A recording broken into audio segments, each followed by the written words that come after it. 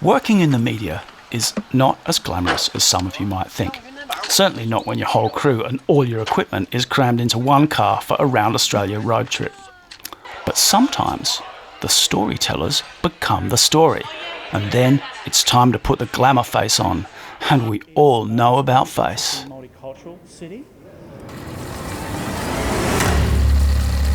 This is a film about a film that never got made.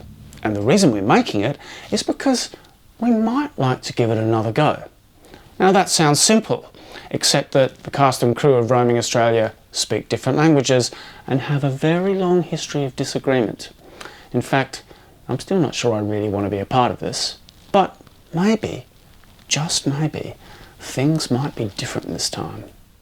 Rewind to winter 2013, and the five of us found ourselves in the town of Mildura at the beginning of what we hoped would be a transcontinental filming adventure.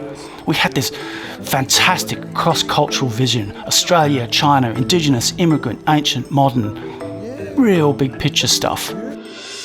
Big enough, it seemed, to get the attention of local news chiefs. In a blink, we went from hunter to hunted, and, being the media-savvy types we were, we jumped at the chance.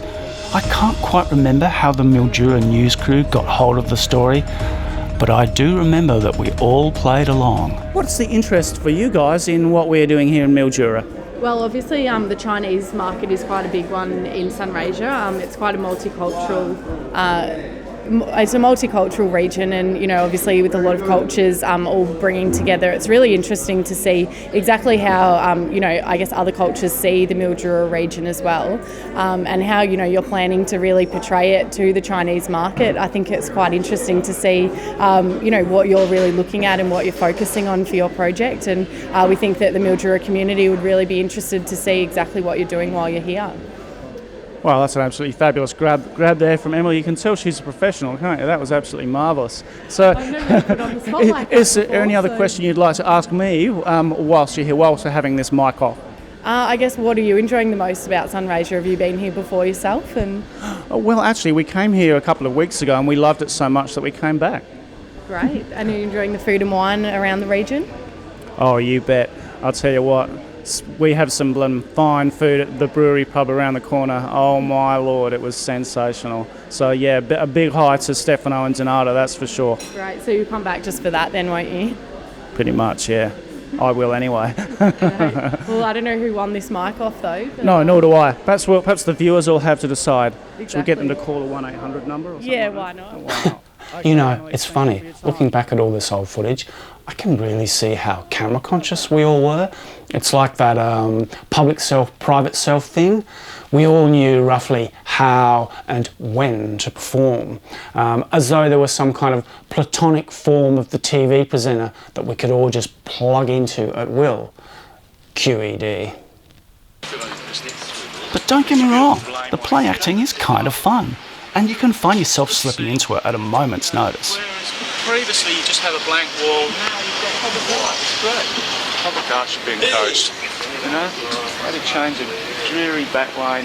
Put a little bit of life here. It's excellent. And that's the beauty of art. It can uplift an ordinary, boring space, give it some personality. And even though it happens to be an ad for a coffee brand, it's still something to look at. It's not offensive. I like it. It's good. Hooray for public art is what I say. In fact, so pervasive and universal is the TV stand-up meme that even Madame Sue felt inspired to have a go. 今天是2013年的7月8号，今天呢也是米珠拉这个城市的土族节。一会儿呢，我们会看到土族节土族人的升旗仪式。现在呢，我身后的这个壁画啊，这个就是一家咖啡馆的墙。早晨，我们来到了这里，艾迪和泡要到这里喝咖啡啊，看我们一边喝咖啡一边欣赏这个土族人的画，看米珠拉的艺术，多有意思，酷。well. You know, I've stood in many Glymialis in my time. May I say, ladies and gentlemen, this is one of the finest. In fact, we're all so screen savvy these days that even our banter has a performative quality to it. Yeah, yesterday's coffee was really good. But she was using Lavazza, which is better than grinders. Yeah, well, but then again, it's how you make it too. It is absolutely. It's all sorts of things. The pressure of your machine, the heat of your water, all sorts of things. How old your beans are, humidity. It's like wine in that regard. Everything affects it. 1912 was a good year for beans. Oh, 1912 was a beautiful year for beans. Just hold it in your hand and go, I think this is from the... Well, they celebrated the 100-year anniversary of the 1912 bean. The 1912 bean, that's right. Yeah, that was a great festival, wasn't it?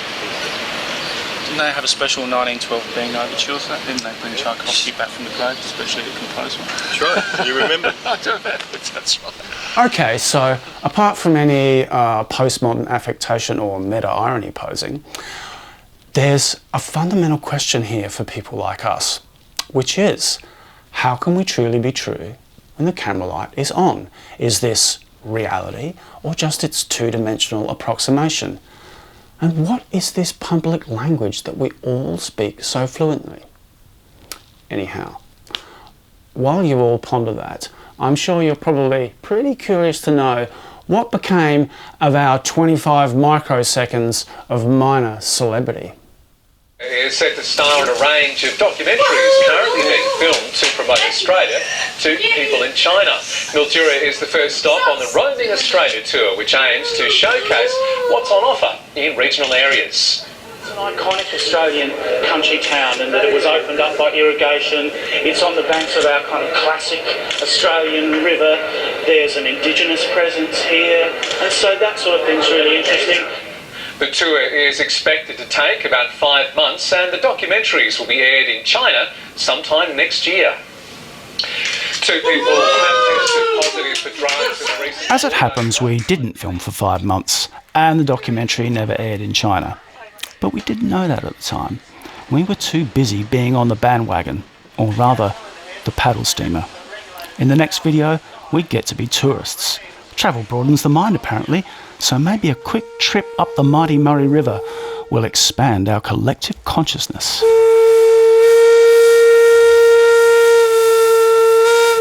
Huh, who said light entertainment was shallow?